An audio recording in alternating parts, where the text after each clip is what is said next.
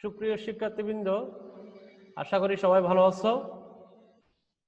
প্রতিদিনকার মতো তোমাদেরকে কক্সবাজার ডিসি কলেজের যে নিয়মিত অনলাইন ক্লাসে স্বাগতম জানাচ্ছি। তোমরা জানো আমাদের মান্যবর জেলা প্রশাসক মোহাম্মদ কামাল ও কক্সবাজার ডিসি কলেজের প্রতিষ্ঠাতা সভাপতি মোহাম্মদ কামাল হোসেন স্যারের পরামর্শক্রমে এবং আমাদের কক্সবাজার ডিসি কলেজের সুযোগ্য অধ্যক্ষ মহোদয় মোহাম্মদ ইব্রাহিম হোসেন স্যারের দিক নির্দেশনায় আমাদের অনলাইন ক্লাসগুলি আমরা করে থাকি। তো আশা করি সবাই ভালো আছো। এখন আমাদের যে গত ক্লাসের যে কম্পিউটারের ব্যবহার, বিভিন্ন সেক্টরে যে কম্পিউটারের ব্যবহার, সেটা আমরা গত ক্লাসে আমরা দেখেছি। এখন আজকে আমরা দেখব কম্পিউটারের প্রজন্মকাল। তো প্রজন্মকাল নিয়ে আমরা একটু আজকে বিশদভাবে আলোচনা করব। তোমাদেরকে সরাসরি আমরা আমাদের কন্টেন্টগুলি দেখাচ্ছি।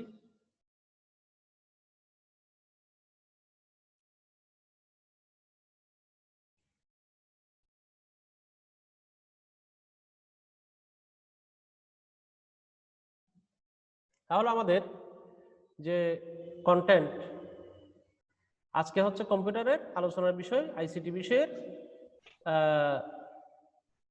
প্রাথমিক যে নলেজগুলো আছে, মূলত আমরা প্রাথমিক নলেজ নিয়ে আলোচনা করতেছি। তাহলে কি কম্পিউটার প্রজন্মকাল? কম্পিউটারের প্রজন্মকাল আমরা একটা ছবি দেখতেছি এখানে। ছবিটিকে আমরা বলি ট্রি বলি। এখানে একটি মানুষের কয়টি হাত থাকে? দুইটি হাত। অর্থাৎ আমরা যদি বাবা হিসাবে চিন্তা করি, পরের দুটি তার সন্তান। প্রথম জন বাবা বা মা, পরের দুইজন কি তার সন্তান। অনুরূপভাবে এর পরের যিনি আছেন তার থেকেও দুইটা হাত মানে কি তার থেকেও দুইটা সন্তান। অর্থাৎ প্রত্যেকটি থেকে দুইটা করে হাত বের হয়ে গেছে। অর্থাৎ প্রতিজনেরই দুইটা করে সন্তান। এগুলিকে আমরা বলি নোট। এই যে এক লিখা আছে, এটা একটা নোট, 2 এটা একটা নোট, 3 এটা একটা নোট। এই নোটগুলি একটা নোট থেকে দুইটা নোট বের হয়ে গেছে। এগুলিকে আমরা কম্পিউটার ভাষায় বলি ট্রি।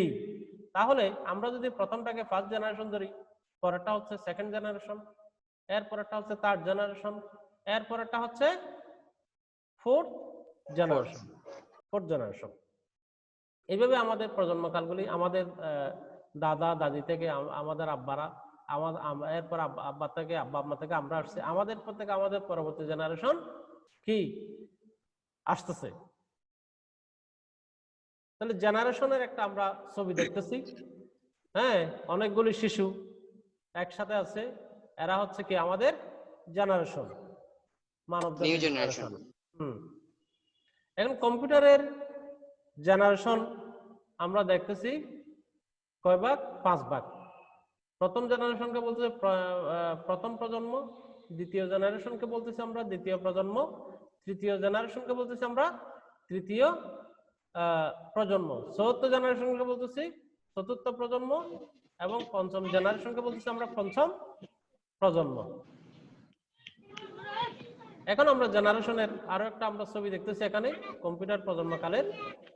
তাহলে এখানে first generation, second generation, third generation, fourth generation এবং ফিফথ জেনারেশন কম্পিউটারের। তাহলে কম্পিউটারের প্রজন্মকাল বা কম্পিউটারের জেনারেশন যদি আমরা বলি, কত কম্পিউটারের প্রজন্মকালকে পূর্ণাঙ্গ রূপে এখানে 5টি ভাগে ভাগ করা হয়েছে।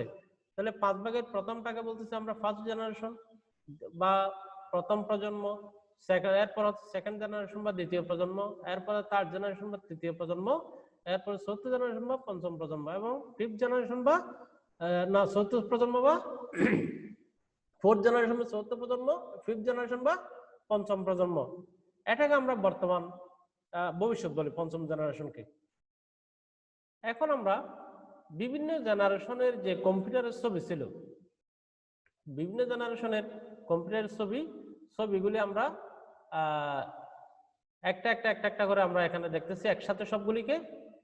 কারো মনে হয় মনিটর থেকে একটা ছবি রঙের একটা ছবি আসছে, এটা একটু মুছে ফেলো যদি কারো মনিটর থেকে আসে। এখন প্রথম প্রজন্মের কম্পিউটারের যে বর্ণনা সেটা কি, বৈশিষ্ট্য কি? আমাদের প্রথম প্রজন্ম হচ্ছে 1951 থেকে 1959 এই সময়ের মধ্যে কম্পিউটারের যে সময়, এটা কি, এটা হচ্ছে প্রথম প্রজন্ম। সাল কত সাল থেকে কত? 1951 থেকে 1959। এই সময়টাকে বলা হচ্ছে প্রথম প্রজন্মের কম্পিউটার। এখন এখানে প্রথম প্রজন্মের কম্পিউটারগুলো আমরা যা দেখছি সেটা কি, সেটা হচ্ছে আকারে অনেক বড়, অনেক ক্ষেত্রে এটা কয়েকটা বিল্ডিং নিয়ে গঠিত। কয়েকটা বিল্ডিং, প্রথম প্রজন্মের কম্পিউটারগুলি আমরা যেটা ছবি দেখছি, কয়েকটা বিল্ডিং এর কয়েকটা বিল্ডিং নিয়ে একটা কম্পিউটার, অর্থাৎ এক এক বিল্ডিং এ এক একটা অংশ কম্পিউটার, এইভাবে। আর এই কম্পিউটারগুলি চালাইতে অনেক বিদ্যুতের প্রয়োজন হইতো। একটা বিদ্যুৎ স্টেশন, আমরা তো দেখি কয়েকটি গ্রাম চলে, একটা বিদ্যুৎ স্টেশন নিয়ে কয়েকটি কি গ্রাম চলে, ওই রকম একটি বিদ্যুৎ স্টেশন লাগতো এইরকম একটি কম্পিউটার চালাইতে প্রথম প্রজন্মের। তো এই কম্পিউটারগুলি তোমার ধারণ ক্ষমতা ছিল খুবই কম, তারপরে হিসাব নিকাশ খুব বেশি, খুব একটা এটা দিয়ে কাজ করা যেত না, শুধুমাত্র হয়তো যোগ বিয়োগ গুণ ভাগ এই জাতীয় কাজই করা যেত।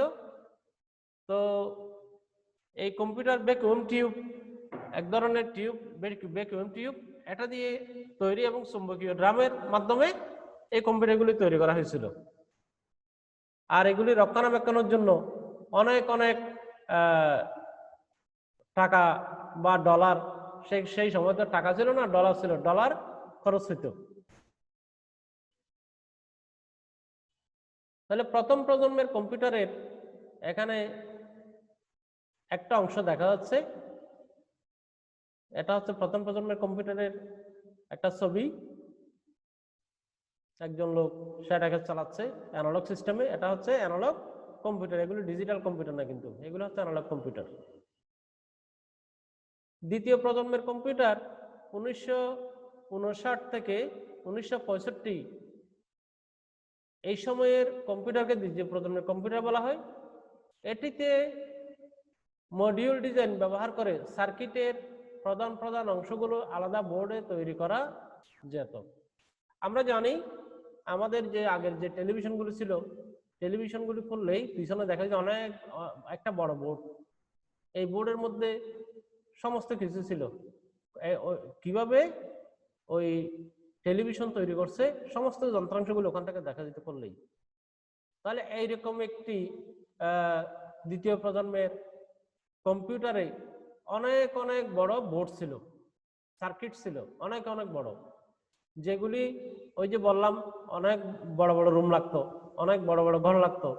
তাহলে দ্বিতীয় প্রজন্মের কম্পিউটারে এই সার্কিটের আবির্ভাব আগের প্রথম প্রজন্মের কম্পিউটার থেকে এটা একটু আপগ্রেড, এখানে সার্কিটের ব্যবহারটা শুরু হয়েছে। অধিক নির্ভরশীল, অধিক ধারণ ক্ষমতা এবং তথ্য স্থানান্তরের সুবিধা। প্রথম প্রজন্মের কম্পিউটার থেকে এটার ধারণ ক্ষমতা মোটামুটি কিছুটা বেশি এবং তুলনামূলক অনেক বেশি কাজ করা যেত। মোটামুটি তথ্য স্থানান্তরের ক্ষেত্রে এখানে একটা সুবিধা এখানে পাওয়া যেত। স্যার আকারেও কি ছোট ছিল? আকারে ছোট বলতে এখনকার কম্পিউটারের মতো না। প্রথম প্রজন্মের যে কম্পিউটার ছিল কয়েকটা বিল্ডিং নিয়ে, ওটার থেকে হয়তো কিছুটা ছোট আর কি। আকারে ছোট বলতে একেবারে ছোট না, আমাদের ডেস্কটপের মতো না, এটাও অনেক বড়। তাহলে এখানে বলতেছি কি সাইজও ছোট, গতি বেশি, বিদ্যুৎ ও তাপ উৎপাদন কম। এখানে এই কম্পিউটার আগের প্রথম প্রজন্মের কম্পিউটার থেকে ছোট, গতি কিছুটা বেশি, বিদ্যুৎ এবং বিদ্যুৎ খরচ বা কম লাগতো। বিদ্যুৎ আগে যে বিদ্যুৎ স্টেশন লাগতো হয়তো একটা কম্পিউটার চালাইতে প্রথম প্রজন্মের, এখানে আর ওইরকম বিদ্যুৎ খরচ লাগে না। ট্রানজিস্টর দ্বারা তৈরি ও চৌম্বকীয় কোরের এবং ব্যবহার এবং অ্যাসেম্বলি ভাষায় প্রোগ্রাম লেখা হতো। তাহলে এখানে কি সার্কিটের সাথে এখানে কি আরেকটা আসছে, সেটা হচ্ছে কি ট্রানজিস্টর। ট্রানজিস্টর জানি আমরা ছোট ছোট ছোট ছোট একটা বোর্ডের পিছনে থাকালে দেখা যায় ছোট ছোট দুই পায়ের, একটা 2 পা 3 পায়ের কতগুলি ট্রানজিস্টর দেখা যায়। এইরকম ট্রানজিস্টরের আবিষ্কার দ্বিতীয় প্রজন্মের কম্পিউটারে শুরু হয়েছে এবং এই কম্পিউটারে প্রোগ্রামিং ল্যাঙ্গুয়েজ ব্যবহার শুরু হয়েছে। প্রোগ্রামিং ল্যাঙ্গুয়েজটার নাম হচ্ছে কি অ্যাসেম্বলি ল্যাঙ্গুয়েজ। এটাকে মেশিন ল্যাঙ্গুয়েজ বলা হয়, অ্যাসেম্বলি ল্যাঙ্গুয়েজ, মেশিন ল্যাঙ্গুয়েজ। অর্থাৎ এই ভাষা মানুষের দ্বারা বোঝা সম্ভব না, এই ভাষা শুধু মেশিন বুঝবে, এটাকে বলা হচ্ছে মেশিন ল্যাঙ্গুয়েজ বা অ্যাসেম্বলি ভাষা। দ্বিতীয় প্রজন্মের কম্পিউটারের একটা ছবি এখানে দেখা যাচ্ছে। এটা আমাদের যে ডেস্কটপের ন্যায় হলেও এটা এত ছোট না। তাহলে এটা ডেস্কটপ হলেও বর্তমান ডেস্কটপের মতো এত ছোট না। তৃতীয় প্রজন্মের কম্পিউটার বিভিন্ন প্রকার উন্নত মেমোরি ব্যবস্থার উদ্ভাবন, ব্যাপক একীভূত বর্তনীর ব্যবহার, সাইজ ছোট বলে বিদ্যুৎ খরচ কম এবং উচ্চ ভাষা দিয়ে প্রোগ্রাম লিখা এবং তৃতীয় প্রজন্মের কম্পিউটার থেকে শুরু হয়। তাহলে কি হচ্ছে এখানে? তৃতীয় প্রজন্মের কম্পিউটার আমাদের যে বর্তমানে যে কম্পিউটারগুলি ব্যবহার করতেছি এগুলি অনেকটা এই যে এখানে যে কথাগুলি বলতেছি এগুলি ওখান থেকে সৃষ্টি।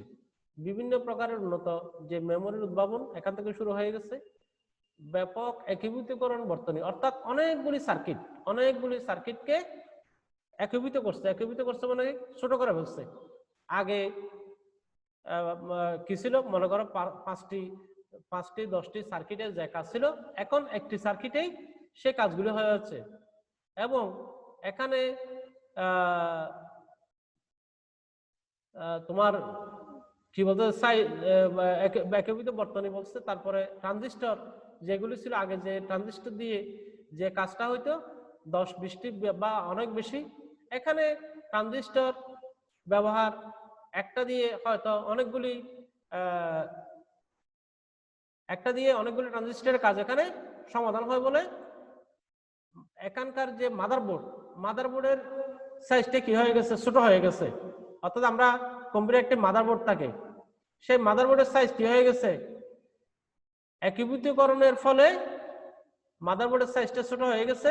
এবং মাদারবোর্ডের সাইজ ছোট হওয়ার ফলে আমাদের যে কম্পিউটারের যে ডেস্কটপ আছে ডেস্কটপের সাইজটাও কি হয়ে গেছে, ছোট হয়ে গেছে। এই ভাষায় সর্বপ্রথম উচ্চ স্তরের ভাষার ব্যবহার করা হয়েছে। উচ্চ স্তরের ভাষা বলতে আমরা বর্তমানে আমাদের সব ধরনের ভাষা এখন উচ্চ স্তরের ভাষা। আমাদের যে বইয়ের মধ্যে সি প্রোগ্রামিং আছে, সি প্রোগ্রামিং ল্যাঙ্গুয়েজ আমাদের পঞ্চম অধ্যায়, এই সি প্রোগ্রামিং ল্যাঙ্গুয়েজটাও উচ্চ স্তরের ভাষা।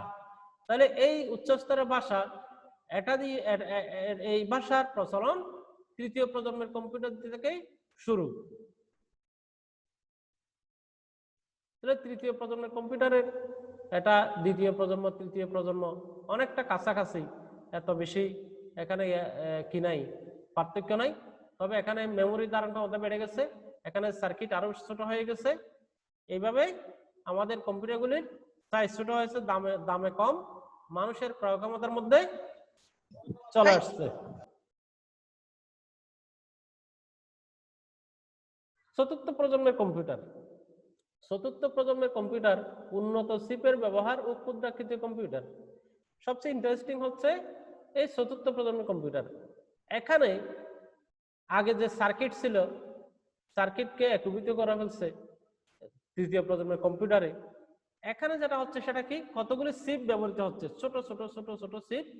এখানে এই চিপের মধ্যে একটি ছোট চিপ হয়তো স্কয়ারে 1 ইঞ্চির মতো হবে, এই চিপের মধ্যে লক্ষ লক্ষ কোটি কোটি ট্রানজিস্টর এর ভিতরে দেওয়া আছে।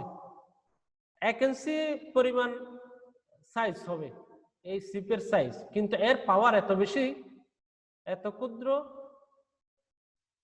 এটার ফলে এই চিপ আবিষ্কারের ফলে মূলত আমাদের যে কম্পিউটারের যে সাইজ এটা কমে গেছে চিপ আবিষ্কারের ফলে। কারণ চিপটা অনেক বেশি ছোট এবং এর কাজ অনেক বেশি কাজ করতে পারে এবং অনেক দ্রুত কাজ করতে পারে, ক্ষুদ্রাকৃতি। তো যার ফলে এই চিপ আবিষ্কারের ফলে আমাদের কম্পিউটারের সাইজটা ছোট হয়ে গেছে এবং মেমোরির যে ধারণ ক্ষমতা ওটা অনেক অনেক বেশি, অনেক অনেক গতি মেমোরি। আর টেলিযোগাযোগ লাইন ব্যবহার করে ডাটা আদান প্রদান সম্ভব হয়েছে এটা চতুর্থ প্রজন্মের কম্পিউটারে। অর্থাৎ টেলিযোগাযোগ বলতে আমরা যে আগে কথা বলতাম টেলিফোনে, এই টেলিফোনে কথা বললে হয়তো কথা কিছু বুঝে যেত, কিছু বুঝে যেত না। এখন এই টেলিযোগাযোগ লাইনে চতুর্থ প্রজন্মের কম্পিউটার আবিষ্কারের ফলে এখানে একটা বিপ্লব সাধিত হয়েছে। শব্দ নিখুঁত এবং ডাটা এক স্থান থেকে অন্য স্থানে যে পাঠানোর যে হার সেটা অনেক অনেক বেশি, যার ফলে আমরা সহজেই আমাদের কমিউনিকেশন ব্যবস্থাকে উন্নত করতে পেরেছি। তাহলে চতুর্থ প্রজন্মের কম্পিউটার আমরা দেখতেছি একদম ঝকঝকা একটা ছবি এখানে দেখা যাচ্ছে, দেখতে অনেক সুন্দর এবং এর পাওয়ার অনেক অনেক বেশি। পঞ্চম প্রজন্ম, এটাকে বলা হচ্ছে ভবিষ্যৎ কম্পিউটার। পঞ্চম প্রজন্ম এটাকে বলা হচ্ছে কি ভবিষ্যৎ কম্পিউটার। তাহলে ভবিষ্যৎ কম্পিউটারের যে বৈশিষ্ট্য সেটা কিরকম হবে, সেটা হবে কি এই ধরনের কম্পিউটার প্রতি সেকেন্ডে 10 থেকে 15 কোটি যৌক্তিক সিদ্ধান্ত নিতে পারে। যৌক্তিক সিদ্ধান্ত, লজিক্যাল ডিসিশন সে প্রতি সেকেন্ডে 10 থেকে 15 কোটি সিদ্ধান্ত নিতে পারবে পঞ্চম প্রজন্মের কম্পিউটার। এটা কিন্তু অ্যানালিসিস চলতেছে এগুলো নিয়ে। প্রতি সেকেন্ডে সে 10 থেকে 15 কোটি যৌক্তিক সিদ্ধান্ত বা লজিক্যাল ডিসিশন নিতে পারবে। শব্দের মাধ্যমে যোগাযোগ করতে পারবে। বর্তমানে তো শব্দের মাধ্যমে যোগাযোগ ওইভাবে হচ্ছে না, তাহলে এটা শব্দের মাধ্যমে যোগাযোগ করতে পারবে। ফলে এই প্রজন্মের কম্পিউটার শুনতে পারবে, কথা বলতে পারবে। যেমন আমাদের যে বাংলাদেশে ঘুরে গেছে রোবট সুফিয়া, তাহলে এটাও অনেকটা পঞ্চম প্রজন্মের কম্পিউটারের মতো আমরা নিতে পারবো, কারণ রোবট সুফিয়া কথা বলতে পারছে, শুনতে পারে, রেসপন্স করতে পারে। তাহলে এই ধরনের কম্পিউটার পঞ্চম প্রজন্মের কম্পিউটার আমরা বলতে পারবো। এই প্রজন্মের কম্পিউটারে কৃত্রিম বুদ্ধিমত্তা থাকবে। তাহলে কৃত্রিম বুদ্ধিমত্তা কি? এটাকে বলি আমরা আর্টিফিশিয়াল ইন্টেলিজেন্স। কৃত্রিম বুদ্ধিমত্তা, আর্টিফিশিয়াল ইন্টেলিজেন্স বা কৃত্রিম বুদ্ধিমত্তা হচ্ছে যে বুদ্ধিমত্তা মানুষের মতো আচরণ করবে। তাহলে রোবট সুফিয়া কিন্তু মানুষ ছিল না, সে ছিল যন্ত্র, কিন্তু সে তার আচরণ মানুষের মতো ছিল। সে কথা বলতেছে, হাত নাড়াচ্ছে, মাথা নাড়াচ্ছে, হাসতেছে, যে কোনো কথার সে বুদ্ধিমত্তার সহিত জবাব দিচ্ছে। তাহলে এই যে কৃত্রিম বুদ্ধিমত্তা, রোবট এক ধরনের কৃত্রিম বুদ্ধিমত্তা। তাহলে এই পঞ্চম প্রজন্মের কম্পিউটার এক ধরনের কৃত্রিম বুদ্ধিমত্তা। এই প্রজন্মের কম্পিউটার তাহলে মানুষের মতো কি করবে? আচরণ করবে। ভিজুয়াল ইনপুট এবং ছবি থেকে ডাটা গ্রহণ করতে পারবে। ভিজুয়াল মানে কি? ভিজুয়াল হচ্ছে যেটা ছবি দেখা যায় সেটা হচ্ছে ভিজুয়াল। তাহলে ভিজুয়াল বা ছবি থেকে ডাটা গ্রহণ করতে পারবে। একটা ছবি থেকে সে ওখানে কি আছে নাই সেটা সে নিতে পারবে, বুঝতে পারবে।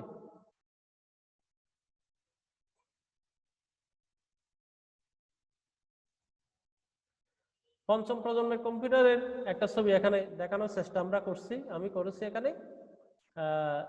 তাহলে পঞ্চম প্রজন্মের কম্পিউটার আমরা যেটা দেখছি সেটা মানুষের মতো আচরণ করবে, মানুষের মতো হাসবে, মানুষের মতো কাঁদবে, মানুষের মতো রেসপন্স করবে।